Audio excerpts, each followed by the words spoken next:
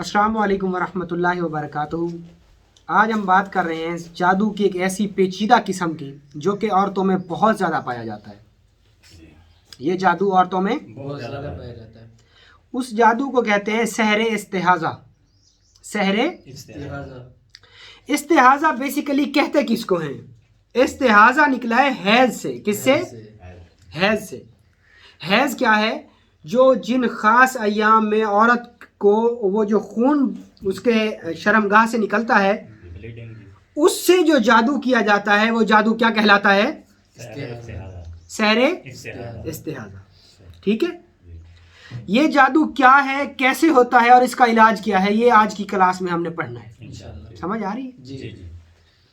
ये जादू सिर्फ औरतों पे ही होता है। ये जादू सिर्फ औरतों पे ही होता है। औरतों पे ही होता है। तो अब हम सबसे पहले ये पढ़ते हैं कि ये जादू है क्या। ये जादू है क्या?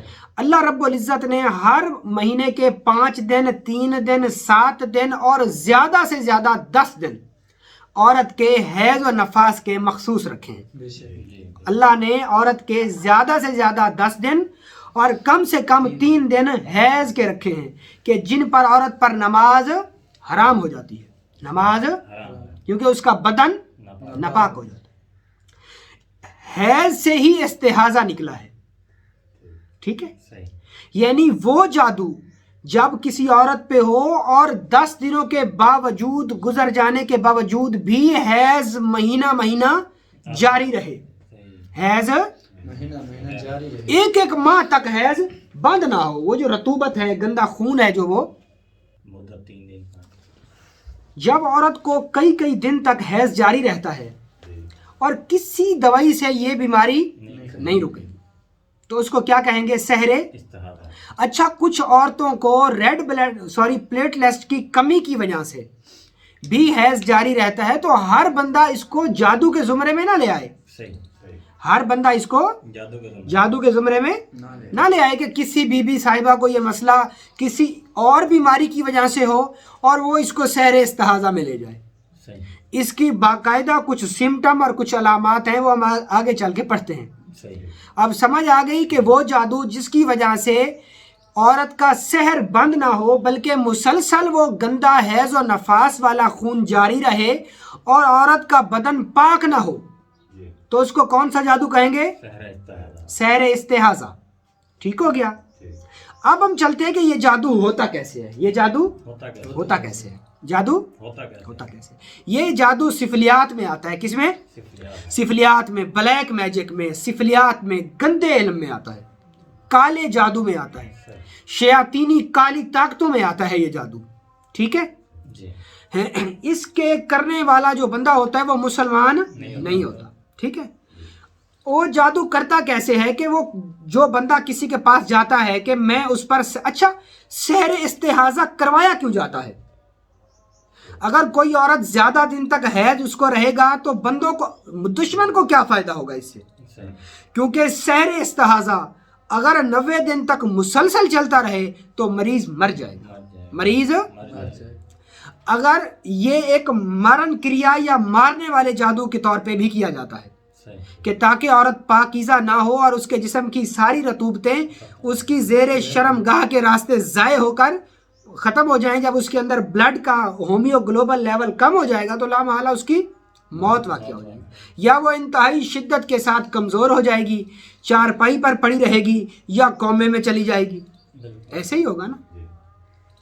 तो इस जादू को करने वाला जो शख्स अघोरी, अक्सर अघोरी इस जादू को करते हैं, या जिसके पास कोई शैतानी जिन ताबे होता है वो इस जादू को करता है। और इस जादू को करने के लिए सबसे पहला जो काम वो करता है वो ये करता है कि उस औरत के हैज़ वाला कपड़ा मंगवाता है। वो उस औरत के हैज़ वाला कपड़ा मंगवाता है। वो उसकी जो ज़ेरे जामा, जो उसकी शलवार या उसका अंडरवेयर या जो उसका ज़ेरे जामा वो कपड़ा बीबी वो माई साहबा इस्तेमाल करती हैं, वो किसी तरीके से वो कहता है कि वो मुझे मुहैया करो, वो कपड़ा लेके मुझे दो, तो मैं उस पर ऐसा जादू करूंगा कि मरीज़ा की मौत वाक़या हो जाएगी। तो उस कपड़े के ऊपर जो जादू किया जाता है वो जादू सहरे इस्तेहाज़ा कहलाता है। ठीक हो गया। अब जी वो कपड़ा आ जाता है तो वो आगे क्या करता है? وہ آگے کیا کرتا اس کپڑے کے دو حصے کیے جاتے ہیں. کیا؟ دو حصے کیے جاتے ہیں. دو حصوں میں سے پھر ایک حصے کے پھر دو حصے کیے جاتے ہیں. صحیح. مثال کے طور پہ یہ کپڑا ہے، یہ ہم نے ایک کپڑا لیا ہے، تو اس کے اب کپڑے کے کیا کرنا ہے، اس نے دو حصے کر دینے ہیں. یہ دو حصے ہو گئے. پھر اس ایک حصے کے بھی دو حصے. دو حصے کر لینے ہیں. کیا کر لینے ہیں اس نے؟ دو حصے. دو حصے کر لینے ہیں. تو اب اس نے یہ کرنا ہے کہ اس ایک حصے کو پانی میں بھگو دینا ہے.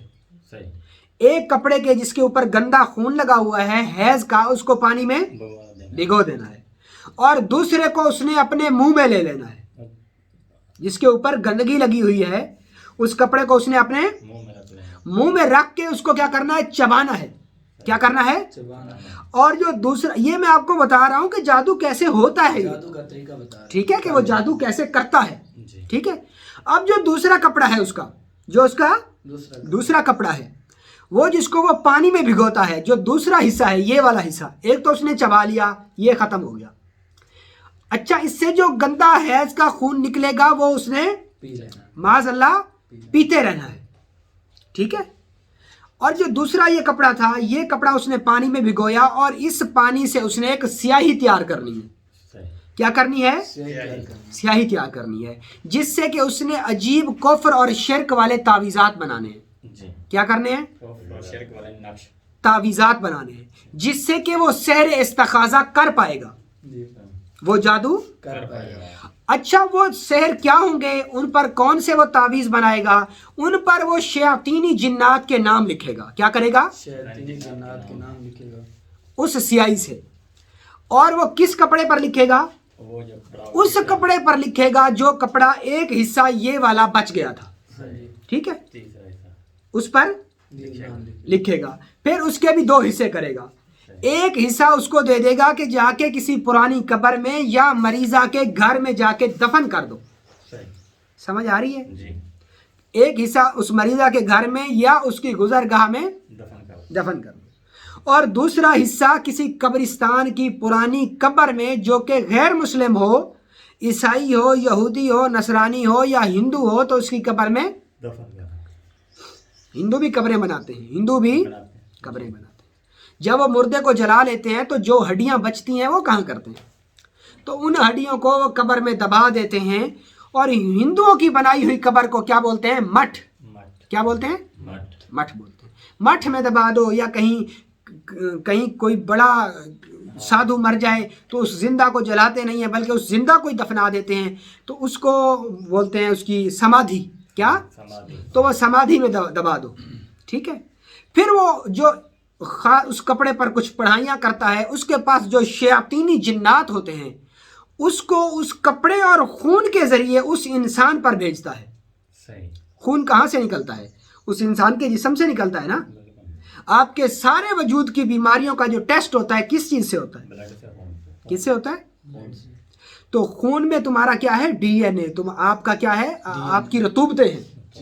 جیسے کھوجی کتا پاؤں کا پسینہ سونگھ کر اس انسان تک پہنچنے کی کوشش کرتا ہے، اسی طریقے سے اس خون کی بو کو سونگھتے ہوئے وہ سفلیات کے وہ شیاطینی جنات اس انسان تک پہنچ جاتے ہیں.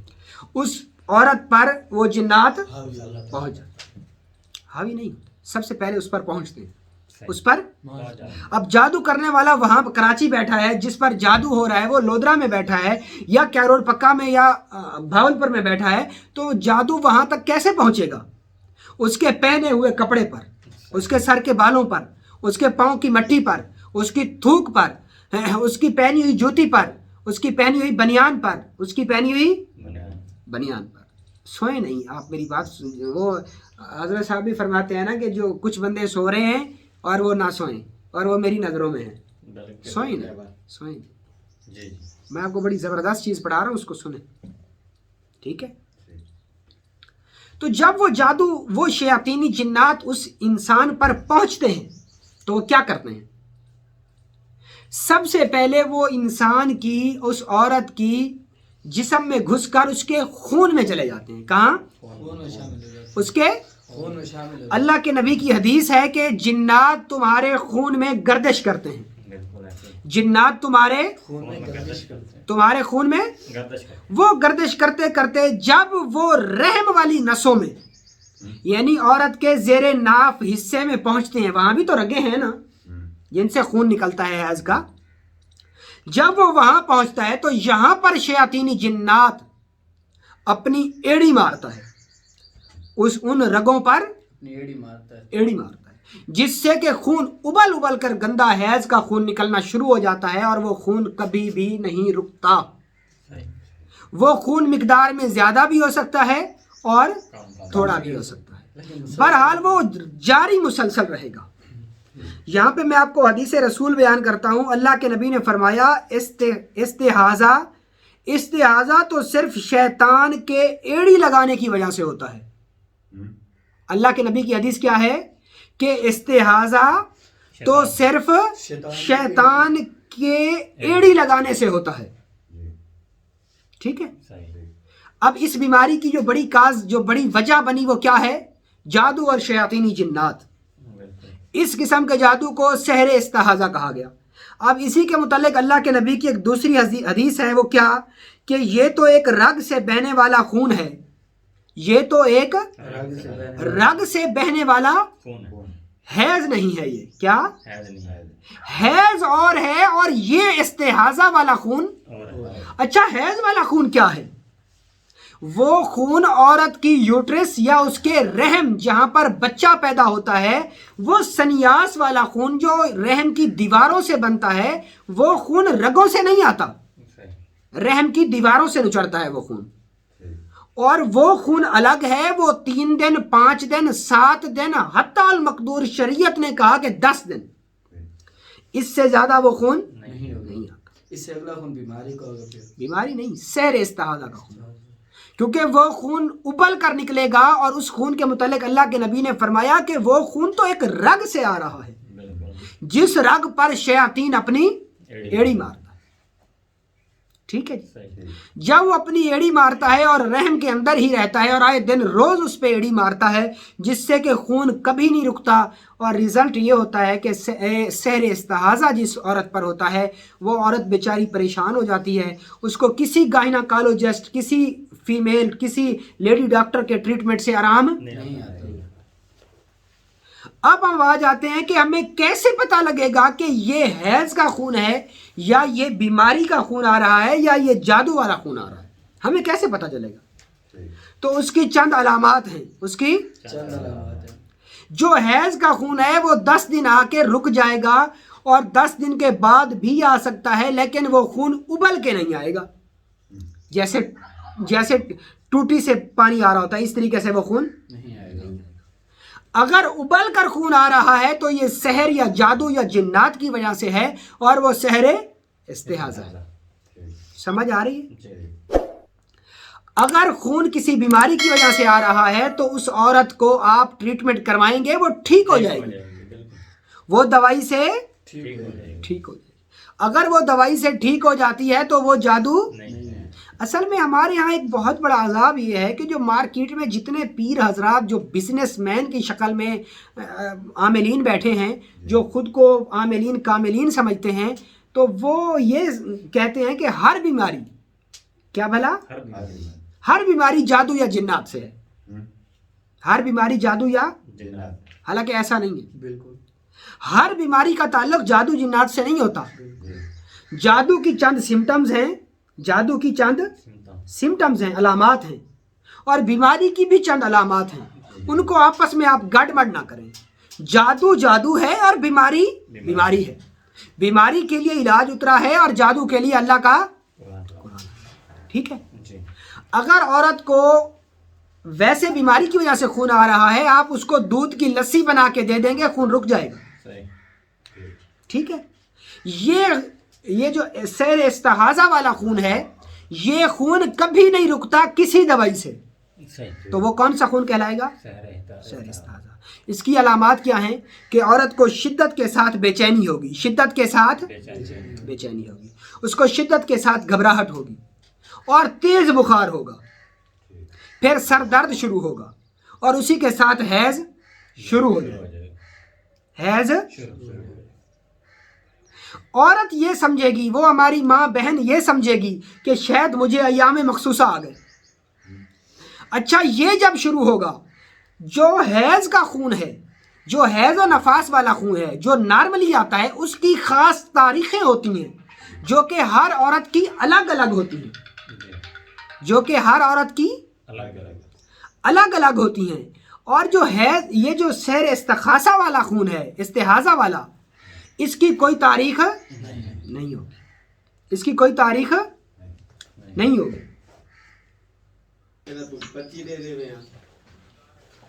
اب ہم آ جاتے ہیں کہ سحر استحاضہ یہ ہوتا کن لوگوں کی وجہ سے ہے. ایک تو شیاطینی جنات کی وجہ سے ہوتا ہے، ایک تو شیطانی جنات، آنی جنات. اچھا کچھ لوگ سمجھتے ہیں کہ ہمارے اوپر کس نے جادو کرنا ہے. بالکل. جادو صرف انسان نہیں کرتے، جنات بھی جادو کرتے ہیں. بالکل. جنات کے جادو سے بھی ہوتا ہے اور انسانوں کے جادو سے بھی ہوتا ہے. ہو سکتا ہے. کچھ لوگ سمجھتے ہیں کہ ہم پر کس نے جادو کرنا ہے. انسان تو حسد کی وجہ سے کرتے ہیں، جنات کیوں کرتے ہیں؟ جس عورت سے جنات عشق کرے گا، جس عورت سے جنات، شیاطینی جنات محبت کرے گا، تو اسے سحر استحاضہ میں مبتلا کر دے، مطلع کر دے. اس کو کبھی اس کا جسم پاکیزہ نہیں رہنے دے گا. کیونکہ اگر وہ پاکیزہ ہو گئی تو اس نے اللہ کا ذکر کرنا ہے، اور اللہ کے ذکر سے جادو اور شیاطین اس کے قریب نہیں آتے. نہیں آ سکتے. سمجھ آ رہی ہے؟ جی بالکل. اور اب ہم آتے ہیں اس کے ٹریٹمنٹ کی طرف کہ اگر کسی کو یہ بیماری ہو جائے جی تو ہم اس کا علاج کیا کریں گے. صحیح. ہم اس کا علاج کیسا کریں گے؟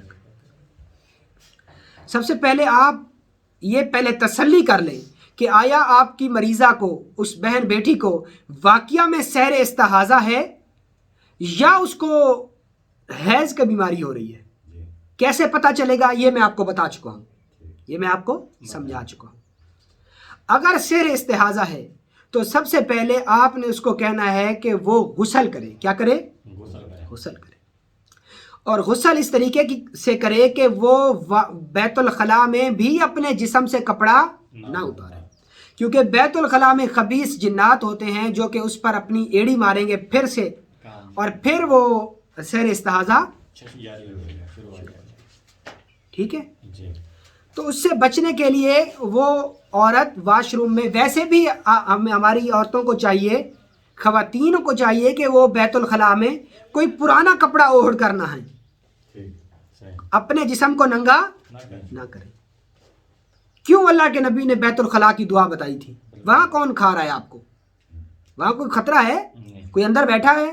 ہمیں اندر بیٹھا ہے تو فرمایا نا کہ یہ پڑھ کے جا تاکہ تو اس کے فتنے سے محفوظ رہے. بے شک. ٹھیک ہے. اب اس نے غسل کرنا ہے، اور غسل اس طریقے سے کرنا ہے کہ وہ اپنے پورے وجود کو مل چھان کے دھو دے، صحیح. اور جب تک غسل کرتی رہے بیت الخلاء والی دعا کو پڑھتی رہے. پڑھ سکتے. جب تک غسل کرتی رہے بیت الخلاء والی دعا کو. پڑھتے رہے. تو کس نے کہا ہے قرآن نہیں پڑھ سکتی وہ نہاتے ہوئے؟ تو واش روم میں صحیح ہونا ہمارے جو میں بیت الخلاء نہانے والا واش روم بول رہا ہوں یار. صحیح ہو گیا. ٹھیک. ٹھیک ہے. میں آپ کو حاجت والی جگہ پہ نہیں بتا رہا آپ حاجت کو. والی اٹیچ بھی ہوتی ہیں، اس لیے ہم کہہ رہے تھے. اگر ایسا ہے تو پھر وہ دل دل میں پڑھتی رہے، ٹھیک ہو گیا. دل دل میں، پڑھتی رہے. زبان سے نہ پڑھے، دل دل میں پڑھتی رہے. اور یہ سوچے کہ یہ بوند بوند پانی کا ایک ایک قطرہ میری میل کچیل کو تو دھو ہی رہا، بالکل. میرے سحر اور اس جادو کو بھی ختم کر رہا. صحیح ہو گیا. اور وہ یہ کچھ دیر تک مسلسل ایسا اپنے جسم کے اوپر پانی بہاتی رہے. اس کے بعد وہ اپنے کپڑے چینج کر کے تو آ جائے، پاکیزہ ہو جائے گی جب وہ. تو اس کے بعد اب اس نے اول سب سے پہلے ایک دفعہ درود ابراہیمی کو پڑھنا ہے. صحیح. درود ابراہیم ایک مرتبہ. اس کے بعد اس نے 400 بار سورہ اخلاص کو پڑھنا ہے. صحیح. 400 بار سورہ اخلاص. کیسے پڑھنا ہے؟ بسم اللہ، اور ہر دفعہ بسم اللہ ساتھ پڑھنی ہے. بسم اللہ الرحمن الرحیم، قل هو اللہ احد اللہ الصمد. آگے کہنا ہے بحق یا قابض، بحق یا قابض ہو. کہ اے اللہ میری اس بیماری پر تو قابو پا لے. اللہ الصمد کہ تو بے نیاز ہے، بے شک. کہ تو بے نیاز. اے بے نیاز، تجھے تیرے قابضوں کی صفت کا واسطہ میری اس بیماری کو قابض کر لے، ختم کر. ختم کر. بالکل. سمجھ آ رہی؟ جی. تو آگے اس نے یہ کرنا ہے کہ اس کو 400 بار پڑھے. ٹھیک. بے حق یا قابضوں کو ایک بار پڑھے. اس میں ایسے پڑھنا ہے بسم اللہ الرحمن الرحیم قل هو اللہ احد اللہ الصمد بے حق یا قابضو لم یلد ولم یولد ولم یکن لہ کفوا احد. صحیح. ایک ایسے کر کے اس نے سورت کو 400. ختم کر دینا. ٹھیک. ختم کر دینا. صحیح. اس طریقے سے اس نے 400 بار پڑھنا ہے. جی. ٹھیک.